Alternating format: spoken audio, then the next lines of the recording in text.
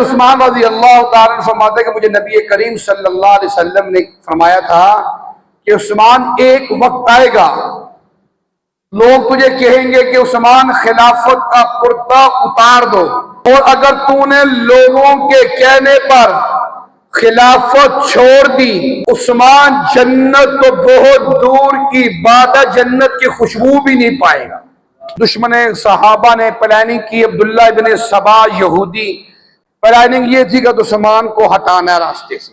آج بھی مسجد نبوی میں جاؤ، مدینہ الرسول میں چلے جاؤ، وہاں کے پٹواری کو بلاؤ، کامگو کو بلاؤ، تحصیلدار کو بلاؤ، کلکٹر کو بلاؤ، اور سارا محکمہ آپ کو بتائے گا کہ 1400 سال کے بعد بھی حضرت عثمان غنی کا نام اس جگہ کی رجسٹریوں میں آتا ہے۔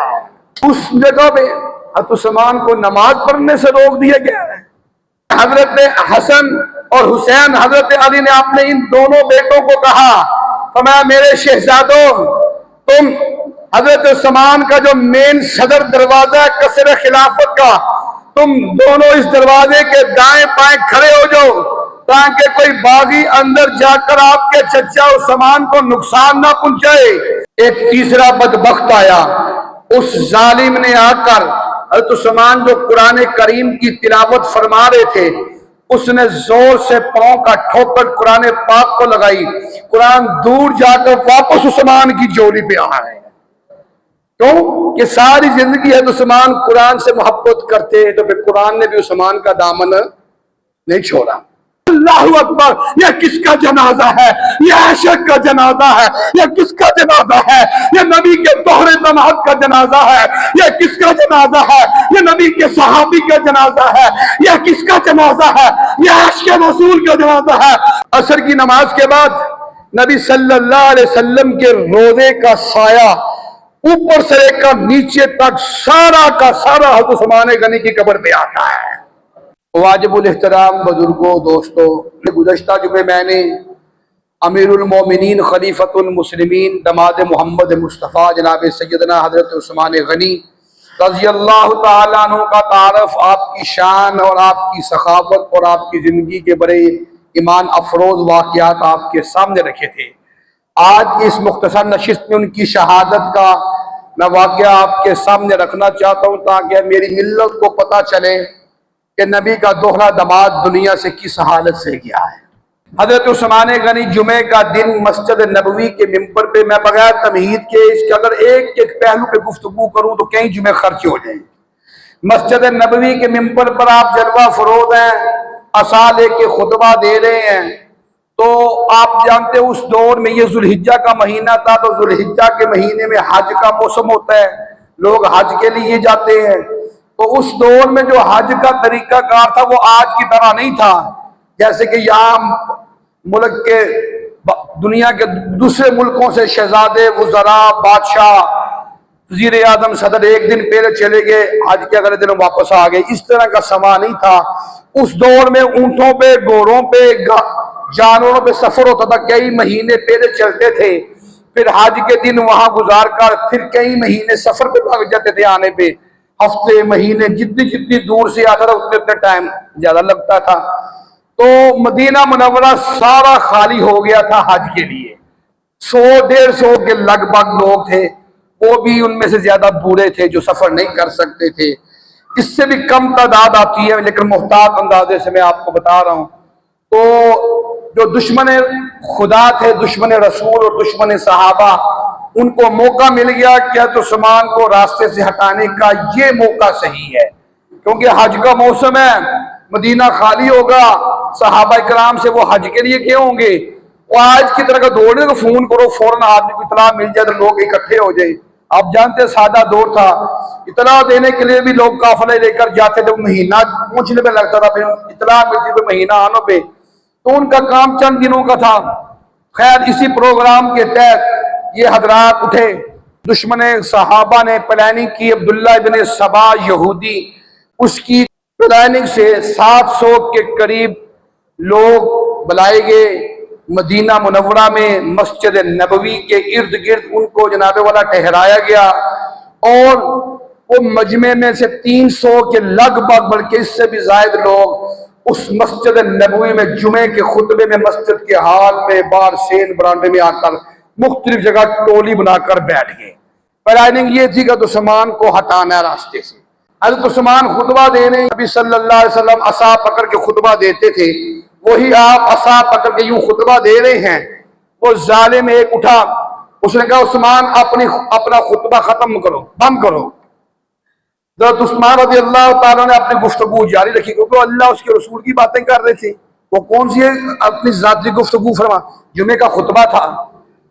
دوسرا اٹھا، اس کو دیکھا، تیسرا، عثمان اپنا خطبہ بند کرو۔ اور عثمان نے جاری رکھا۔ ایک بدبخت اس نے وہ عصا جو عثمان پکڑ کے یوں خطبہ دے رہے تھے، نبی صلی اللہ علیہ وسلم کی سنت کے مطابق اترا، اس نے اتر کر وہ عصا پکڑ کر اپنے گھٹنے میں رکھ کر اس کے 2 ٹکڑے کر کے اس کو توڑ دیا، بلکہ شہید کر دیا، کیونکہ پیغمبر کا عصا تھا۔ عثمان کی آنکھوں سے آنسو آ گئے، اور میں ظالم میرے ساتھ جو مرضی کرتا، یہ تو نبی کی نشانی تھی۔ ساری زندگی نبی اس خطبے، اس عصا کے ساتھ خطبہ دیتے رہے، اور تو نے پہلے ہی آتے جھٹکے میں نبی کا وہ خطبہ دینے والا عصا جو ڈنڈا تھا اپنے گوڈے کے ساتھ، گھٹنے کے ساتھ زور لگا کر اس کو توڑ دیا۔ اب اس آدمی کا کیا انجام ہوا، یہ انشاءاللہ کبھی کسی ایک جمعے کے خطبہ میں تفصیل کے ساتھ تمام قاتلین کا میں انجام آپ کے سامنے رکھوں گا۔ دوسرا اٹھا، تیسرا اٹھا، حتیٰ کہ کرتا کرتے جو 300 آدمی مسجد کے اندر آگے تھے پلانی کے ساتھ، وہ یہاں سے 10-20، یہاں سے 10-20، وہاں سے 10-20، سارے اٹھ کے شور مچا دیا۔ نیچے سے کنکر پتھر اٹھا کر عثمان غنی رضی اللہ تعالیٰ عنہ کے چہرے پہ مارے، آپ کا چہرہ زخمی ہوا۔ تو آپ لوگ کو صحابہ کرام نے سامنے قصر خلافت جو آپ کی رہائش گاہ تھی، آپ کو وہاں منتقل کیا گیا، آپ وہاں چلے گئے۔ اب وہاں کفیت حضرت عثمان غنی میں پابندی لگا دی گئی، آپ نے مسجد میں نماز نہیں پڑھنی، آپ نے خطبہ نہیں دینا، گھر کا محاصرہ کیا گیا، چاروں طرف سے باغیوں نے گھر کو گھیرے میں لے لیا، اندر سے باہر، باہر سے اندر، بالکل داخلہ بند ہر قسم کا، نہ اندر والوں کا باہر، نہ باہر والوں کا اندر۔ اب ان کا مطالبہ کیا ہے؟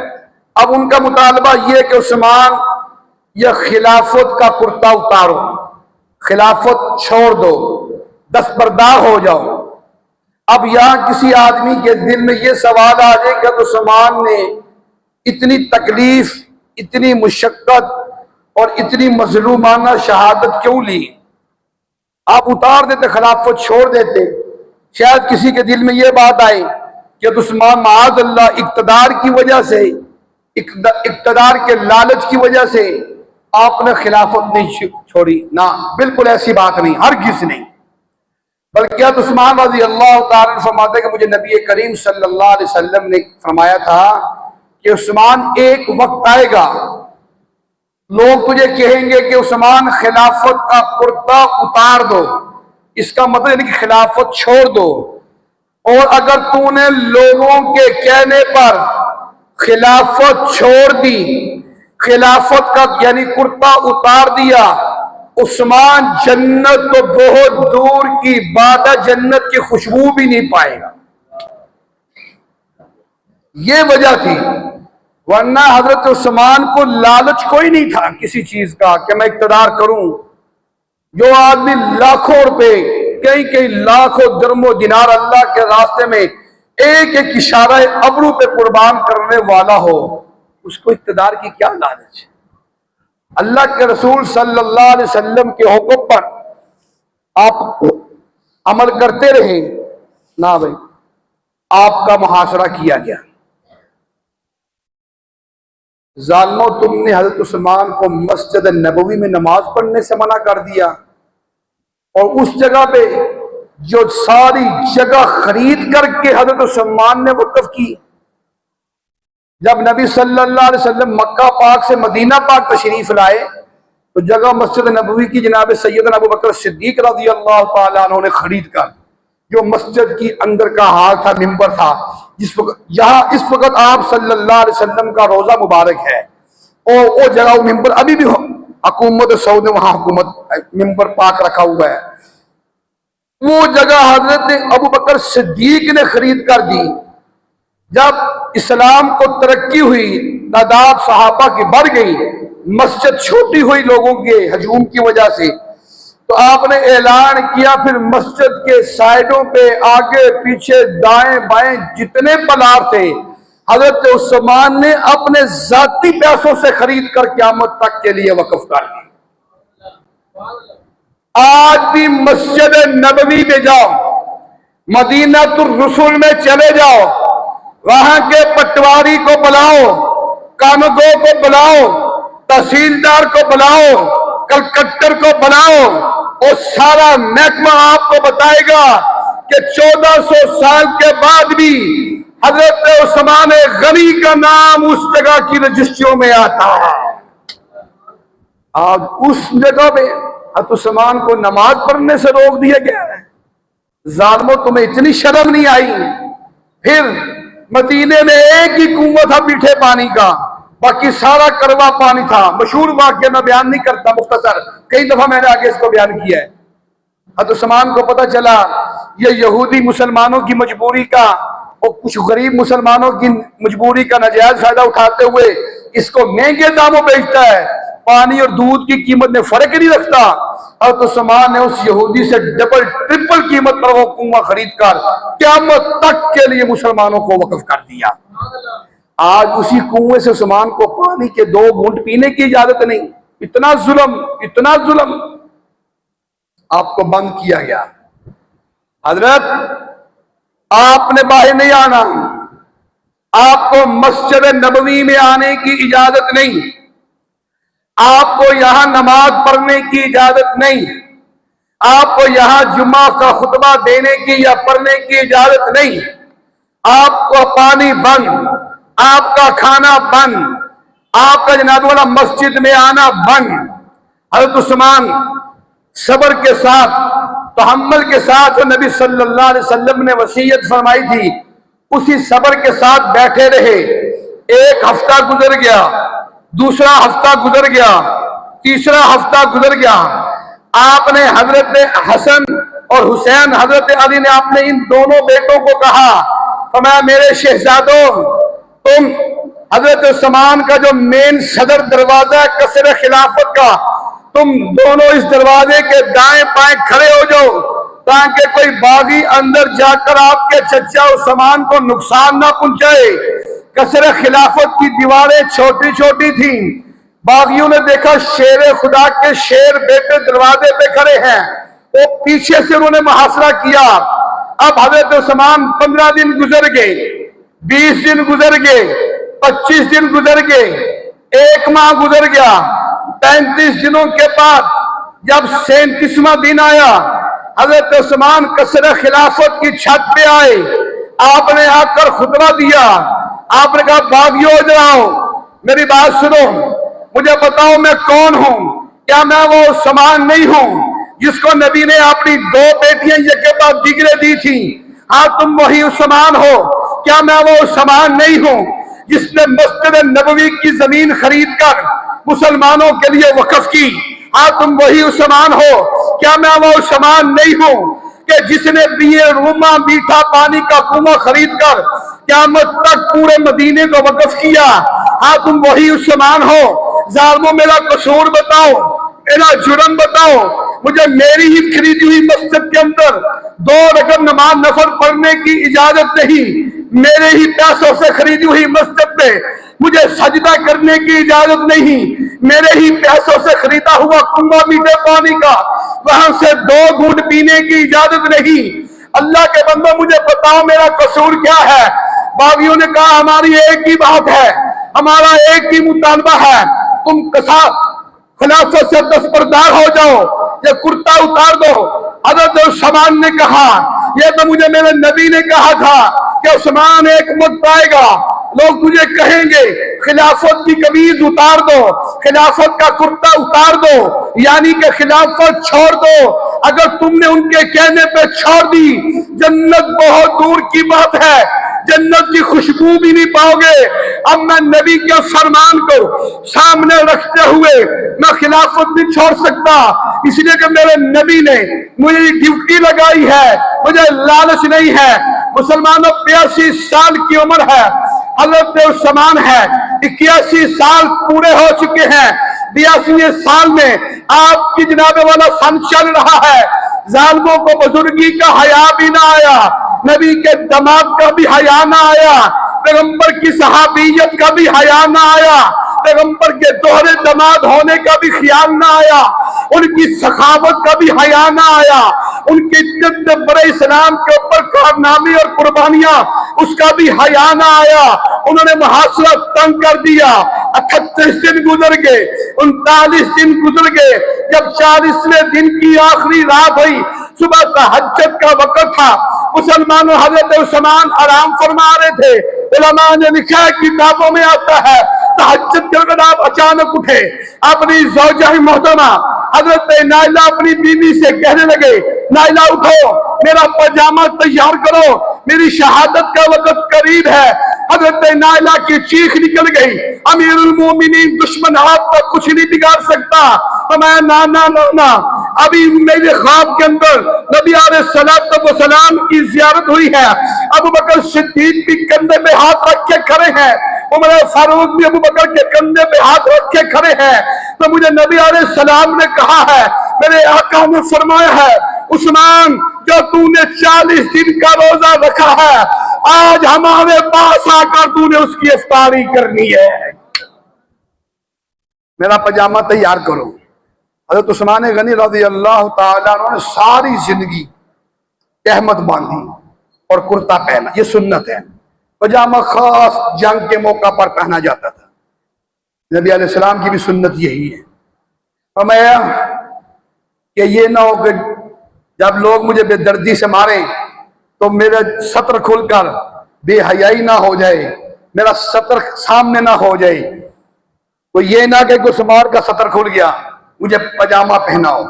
आपने पजामा लिया, पहना, सुबह फजर की नमाज अदा की, कुरान की तिलावत की। पूछने वाले ने पूछा, उस्मान 1 दिन नहीं, 2 दिन नहीं, 3 दिन नहीं, मुसलमानों ये नॉर्मल मौसम के रोजे गुजरे हैं रमजान के। रोजा रखकर सुबह का रोजा रखकर जब शाम अफ्तारी का वक्त आता है तो हर आदमी की क्या कैफियत होती है, पानी पानी पानी के पीछे। सिर्फ 12-14 घंटे का रोजा, और वो भी नॉर्मल मौसम का, हम वो बर्दाश्त नहीं कर सकते। रोजा खुलते पानी के जनाब वाला जग के जग, गिलास के गिलास हम पीते हैं। उस्मान ने 1 दिन की प्यास नहीं, 2 दिन की नहीं, 40 दिन की भूख और प्यास को बर्दाश्त किया। किसी पूछने वाले ने पूछा, उस्मान क्या आपको प्यास नहीं लगती थी, क्या आपको भूख नहीं लगती? हज़रत उस्मान ने कहा, हाँ हाँ मुझे प्यास भी लगती है, मुझे भूख भी लगती है, लेकिन जब मुझे प्यास लगती है मैं अल्लाह का कुरान पढ़ता हूँ, जब भूख लगती है मैं खड़े होकर नमाज पढ़ता हूँ, अल्लाह मेरी प्यास और भूख को खत्म कर देते हैं।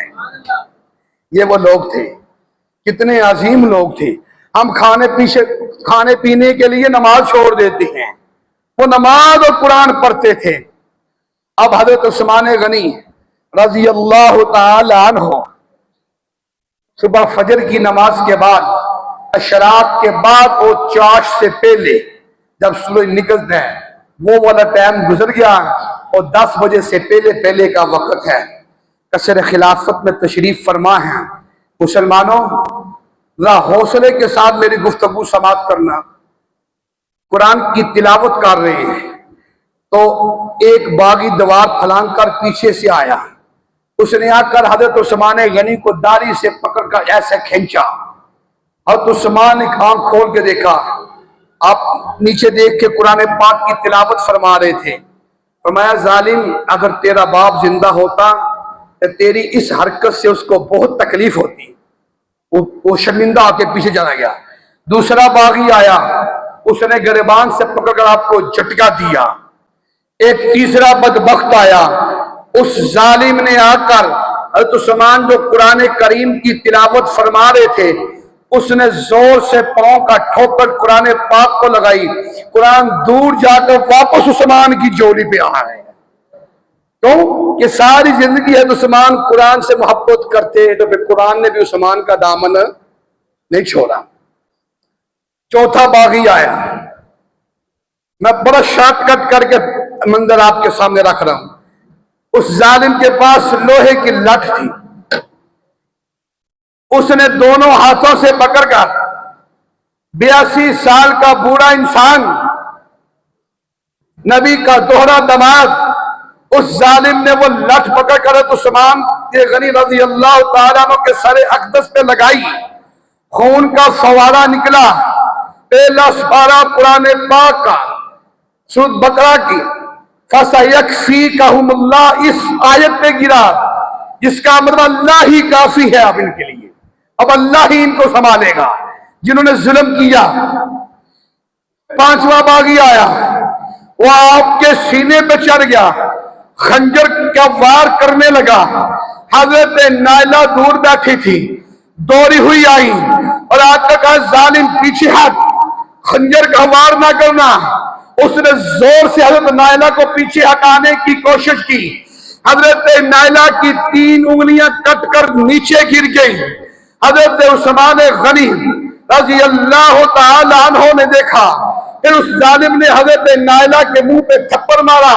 حضرت عثمان کو ہوش آیا، آپ نے آنکھ کھولی، یا اللہ انہوں نے مسجد میں روکا، میں نے برداشت کر لیا، نماز پڑھنے سے روکا، میں نے برداشت کر لیا، جمعہ پڑھنے پڑھانے سے روکا، میں نے برداشت کر لیا، پانی بند کر دیا، میں نے برداشت کر لیا، کھانا بند کر دیا، میں نے برداشت کر لیا، کسر خلافت میں بند کر دیا، میں نے برداشت کر لیا، میرے سر پہ لوہے کی لٹ ماری، میں نے برداشت کر لیا، مجھے داڑھی سے پکڑ کے جھٹکا لگایا، میں نے برداشت کر لیا، مجھے گریبان سے پکڑ کے گھسیٹا، میں نے برداشت کر لیا، اب انہوں نے میری بیوی کی انگلیاں توڑ دیں، اس کے چہرے پہ تھپڑ مارا، اللہ اس کے ہاتھ توڑ دے، اللہ اس کے پاؤں توڑ دے، اس کو جہنم کی آگ میں ڈال دے۔ حضرت عثمان کی وہ بددعا پوری ہوئی۔ انشاءاللہ کسی موقع پر میں ان تمام ظالموں کا انجام بتاؤں گا۔ حضرت نائلہ کی انگلیاں کٹ کے نیچے گر گئی، ظالم سینے پہ کھڑا ہو گیا۔ مسلمانوں توجہ کیجئے، 5ویں آدمی نے پکڑ کر حضرت عثمان غنی کو لٹا کر، جس طرح مسلمانوں گائے کو ذبح کیا جاتا ہے، حضرت عثمان غنی کی گردن پہ چھری چلا دی اور آپ کو شہید کر دیا۔ حضرت نائلہ روتی رہی، چیختی رہی، آپ کٹی ہوئی انگلیوں کے ساتھ قصر خلافت کی چھت پہ آئیں اور آ کر کے کہا ایھا الناس لوگوں انہو قد قتل عثمان، عثمان شہید ہو چکے ہیں، میں بیوہ ہو چکی ہوں۔ صحابہ کرام رو رہے ہیں، اپنے گھروں میں ہیں، اور باغیوں نے اعلان کر دیا حضرت عثمان کو شہید کرنے کے بعد ان کے وجود اطہر کو، ان کے مقدس اور مطہر وجود کو ایک کونے پہ رکھ دیا، اعلان کر دیا عثمان کو غسل دینے کی اجازت نہیں، عثمان کو کفن پہنانے کی اجازت نہیں، عثمان کا غسل جناب والا دفنانے کی اجازت نہیں ہے۔ ایک دن گزر گیا، 2 دن گزر گئے، جب تیسرا دن آیا حضرت نائلہ فرماتی ہے مدینے میں کہرام بچھا ہوا ہے، اللہ اکبر کبیرہ۔ تیسرے دن کے بعد دروازے پہ دستک ہوئی، میں نے سوچا کہ شاید عثمان کا کوئی غمخوار آیا ہوگا، اب عثمان کی محبت میں کوئی آیا ہوگا۔ میں نے دروازہ کھولا، وہ ظالم اندر آیا، حضرت عثمان کے چہرے سے کپڑا ہٹا کر زور سے تھپڑ مارا اور پاؤں کے ساتھ ٹھوکر حضرت عثمان غنی کی پسلی پہ لگائی، کرک کر کے پسلی ٹوٹنے کی آواز آئی، میری آنکھوں میں آنسو آ گئے۔ میں نے آسمان کی طرف دیکھ کے کہا اللہ تیری قدرت پہ کوئی مداخلت نہیں کر سکتا، یہ وہ عثمان ہے جو پیغمبر کا پیارا تھا، مسجد نبوی کا امام تھا، مسلح رسول کا وارث تھا۔ آج اس کو شہید کر کے بھی دنیا کے لوگ تم دیکھتے ہو، اگر کوئی قتل ہو جائے دشمن قتل کر کے چھوڑ کے بھاگ جاتا ہے، لیکن عثمان اتنا مظلوم ہے، شہید ہونے کے بعد بھی ان کے وجود کے اوپر، ان کی لاش کے اوپر ٹھٹے مارے جا رہے ہیں۔ جنازہ جب 3 دن گزر گئے، حضرت ام حبیبہ نبی صلی اللہ علیہ وسلم کی بیوی حضرت معاویہ کی بہن ابو سفیان کی بیٹی یہ عثمان کی سچی سچا ذات بہن تھی، وہ مسجد نبویوں کے سیڑھیوں پہ آئی اور فرمایا باغیوں سن لو، میں محمد کی بیوی ہوں، اگر تم نے آج عثمان کا جنازہ نہ پڑھنے دیا میں سر سے دوپٹہ اتار کر مدینے کی گلی میں آؤں گی، اگر نبی کی بیوی کا چہرہ ظاہر ہوگا خدا آسمان پھاڑ دے گا، زمین پھٹ جائے گی، سمندروں کا پانی باہر آ جائے گا، باغی ڈر گئے، اگر محمد کی بیوی نے سر سے دوپٹہ اتار دیا تو آسمان پھٹ جائے گا۔ ہمارا ام حبیبہ 4 آدمیوں کو اجازت ہے رات کے اندھیرے کے اندر عثمان کا جنازہ پڑھا جائے اور قبرستان کے اندر نہیں کنارے میں دفن کیا جائے۔ حضرت نائلہ فرماتی ہیں حضرت علی ہے، حضرت حسن ہے، حضرت طلحہ ہے، ایک صحابی اور ہے، 4 آدمی ہے۔ عشاء کی نماز کے بعد جنازے کی چارپائی کو اٹھا کر مسجد نبوی کے قصر خلافت سے جنازے کو لے کر کے مدینے کی گلیوں سے گزار کر نائلہ کٹی ہوئی انگلیوں کے ساتھ جنازے کے آگے چراغ لے کے جا رہی ہے۔ اللہ اکبر، یہ کس کا جنازہ ہے؟ یہ عاشق کا جنازہ ہے۔ یہ کس کا جنازہ ہے؟ یہ نبی کے دوہرے دماد کا جنازہ ہے۔ یہ کس کا جنازہ ہے؟ یہ نبی کے صحابی کا جنازہ ہے۔ یہ کس کا جنازہ ہے؟ یہ عاشق رسول کا جنازہ ہے۔ جب جنازہ لے کر کے مسلمانوں آج دنیا کا کوئی وزیر چلا جائے، آج دنیا کا کوئی سرمایہ دار چلا جائے، تیرا باپ فوت ہو جائے، تیرے جنازے کے اوپر پھول کی پتیوں کی بارش ہوتی ہے اور نبی کا دماد دنیا سے جاتا ہے، باغی چھتوں پہ کھڑے ہو کر پتھروں کی بارش کر رہے ہیں، اتنا مظلوم ہے۔ جنازے کی چارپائی ٹوٹ گئی، حضرت نائلہ نے دوپٹہ پھاڑ کر اس چارپائی کے کونے کو اس کے پائے کو باندھ دیا اور جب جنازہ گزرتے گزرتے گنبد خضرا کے سامنے آیا، وہاں صبر کے بندھن ٹوٹ گئے، آتی سے غیب سے آواز آتی ہے، اے روضہ رسول میں آرام کرنے والے، اے گنبد خضرا میں آرام کرنے والے نبی امام الانبیاء، اپنے روضے سے باہر آ کر کے دیکھ، اور جس کو تو نے کسی وقت اپنی 2 بیٹیاں دی تھی آج تیرے شہر میں اتنا مظلوم ہے، تیرے شہر میں اتنا مظلوم ہے کہ اس کے جنازے میں 4 سے 5واں آدمی شامل ہے۔ بڑی بے دردی کے ساتھ شہید کیا گیا۔ باغیوں نے کہا یہاں دفن نہیں کرنا، وہ کنارے پہ، آپ کو وہاں دفن کیا گیا جنت البقیع کے آخری کنارے میں۔ اپنی طرف سے انہوں نے آخری حد لگائی۔ مسلمانوں، جو لوگ حج کر کے آئے ہیں، جو عمرہ کر کے آئے ہیں، ان سے پوچھیں اللہ ہم سب کو مرنے سے پہلے مدینے کی زیارت نصیب فرمائے۔ عصر کی نماز کے بعد نبی صلی اللہ علیہ وسلم کے روضے کا سایہ اوپر سے لے کر نیچے تک سارا کا سارا حضرت عثمان غنی کی قبر پہ آتا ہے، اور تم نے یہ کہا کہ نبی کے قریب دفن نہیں ہونے دینا، اور عثمان ساری زندگی نبی کی آغوش میں رہا، نبی کے سائے میں رہا، نبی کی مسجد میں رہا، نبی کے گھر میں رہا، پیغمبر کا داماد بن کے رہا، اور مسلمانوں دنیا سے جانے کے بعد بھی عثمان گنبد خضرا میں آج بھی آرام کر رہا ہے۔